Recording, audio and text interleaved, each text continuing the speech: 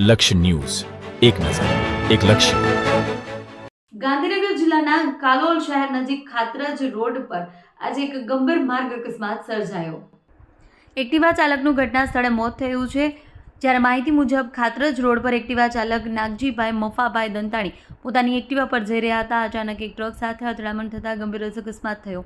અકસ્માત એટલો ભયાનક હતો કે નાગજીભાઈને માથા અને શરીરના અન્ય ભાગોમાં ગંભીર ઇજાઓ પહોંચાડી તેમનું ઘટના સ્થળ પર મોત થયું છે. અકસ્માતની જાણ થતાં સ્થાનિક લોકો તાત્કાલિક ઘટના સ્થળે દોડી આવ્યા અને 108 ઇમરજન્સી સેવાને જાણ કરવામાં આવી. તબીબોએ તપાસ કરતા તેને મૃત જાહેર કર્યા.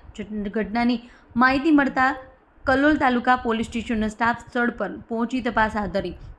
પોલીસે મૃતદેહને પોસ્ટમોર્ટમ અર્થે હોસ્પિટલ ખસેડ્યો હતો અને અકસ્માતનું ચોક્કસ કારણ જાણવા વધુ તપાસ કરી છે. પ્રાથમિક તારણ મુજબ અકસ્માત ઝડપ અથવા બેદરકારીના કારણે થયો હોવાની શક્યતા વ્યક્ત કરવામાં આવી રહી છે.